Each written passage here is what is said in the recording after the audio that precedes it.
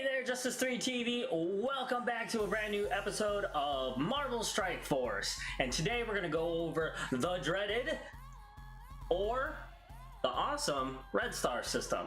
Whichever you guys think it is, we're going over it today. And I'm going to tell you about the pros and cons about what I think the system is all about, even though the general consensus in the community is that nobody asked for it, but they put it in anyways. But I have a pretty strong pro theory to why that is. Also, we're going to go over a pretty big con to the Red Star system. Well, a con that I think it is, that probably should be tweaked just a little bit because I actually like the Red Star system. So if that's something that you're interested in, we're going over the polls that I made the first night, and I'm going to be playing the Red Star Blitz a little bit, and we're going to go over how I think this system is being utilized tactically on the outside of the game. So stay tuned.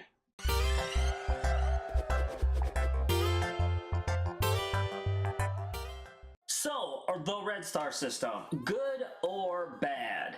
I'm gonna go ahead and tell you that overall, I think it's a good thing. It's all it is. It doesn't really change much other than the fact it's another iteration of being able to improve your roster.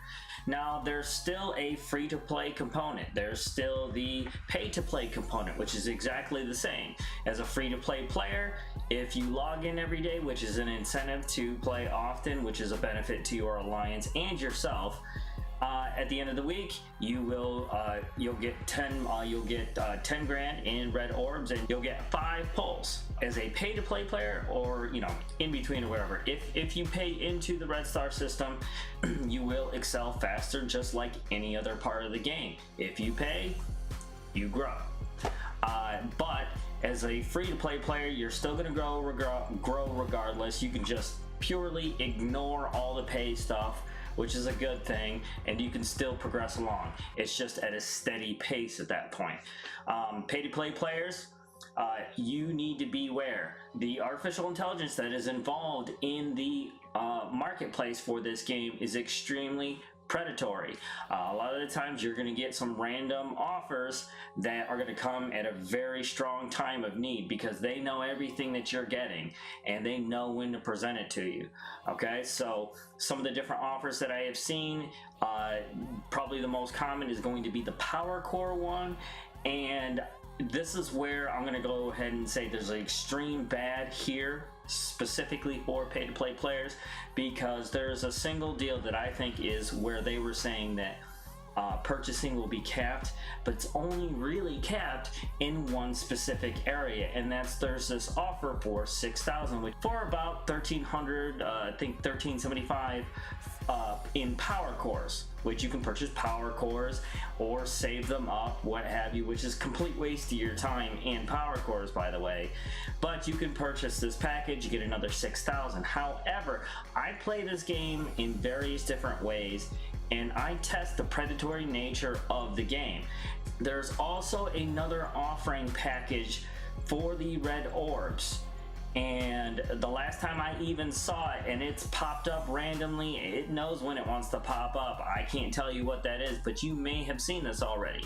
You can purchase it up to 3 times, and the price is $9.99 for the 6,000. So you're talking about 6, 12, 18 for $30.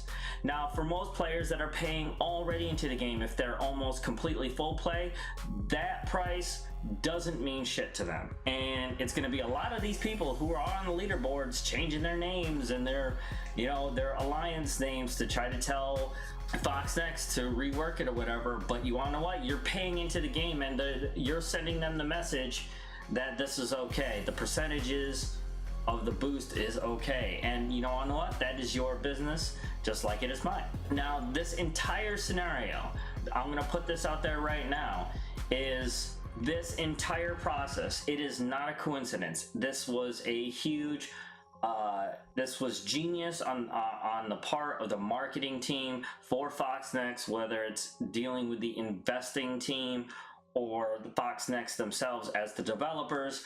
But it's not a coincidence that it came out around Christmas time.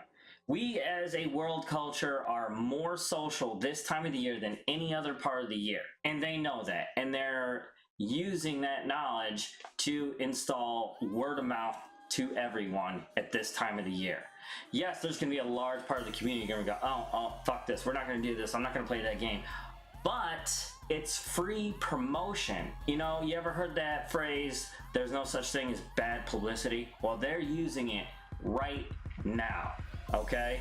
From the top players to the bottom players to the free players to the pay-to-play players. This entire process is geared for you to get hooked already, start talking about it, getting the new customers that are going to come in and pay, possibly pushing out players that don't want to pay at all, but bringing in at the same time players that do want to play. That's exactly what they want. There is a saturation point to this system.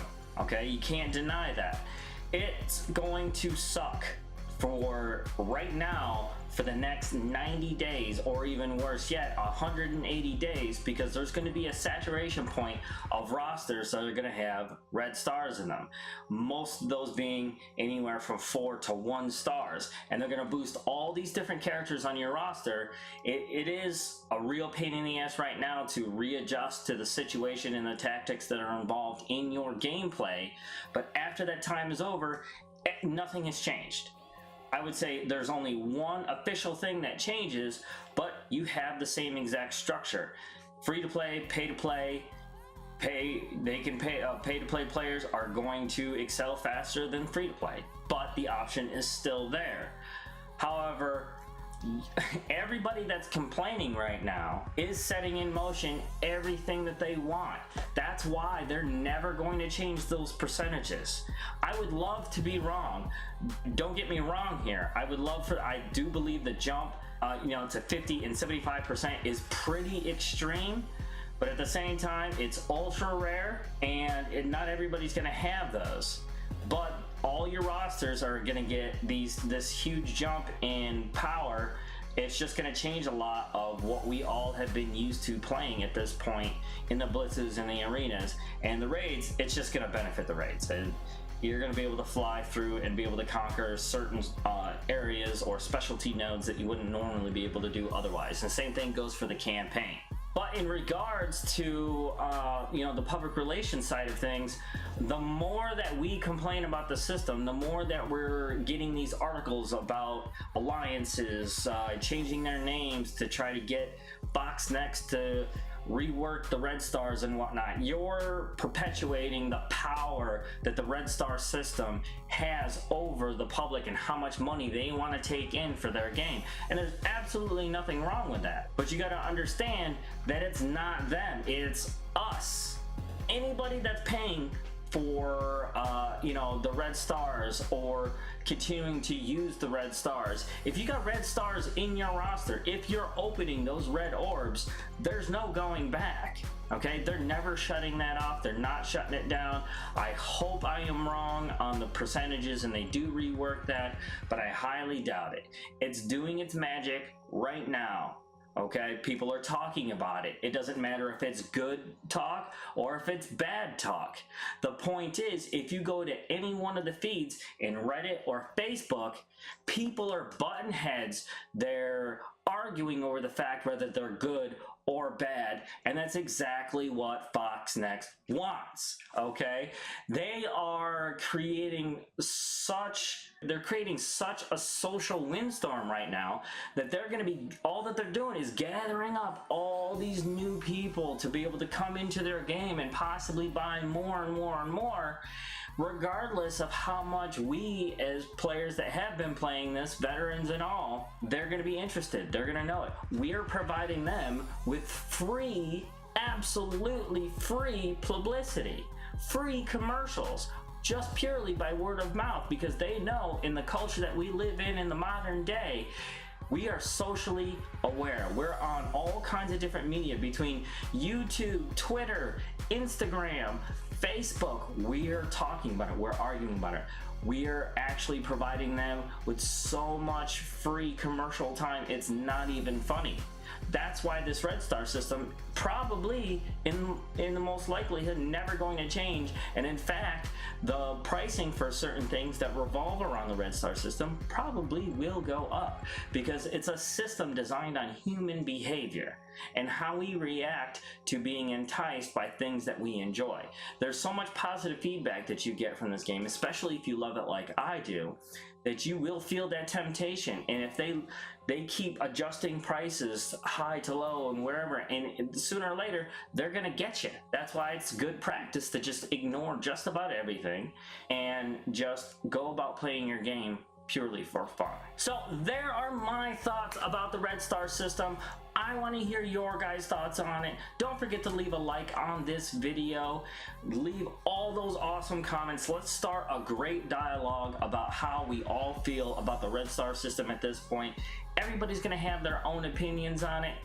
And if you like this content, I definitely will be providing more content like it. Subscribe. Don't forget to turn on that notifications bell so you get everything that comes out of Justice 3 TV. Until next time, see you later.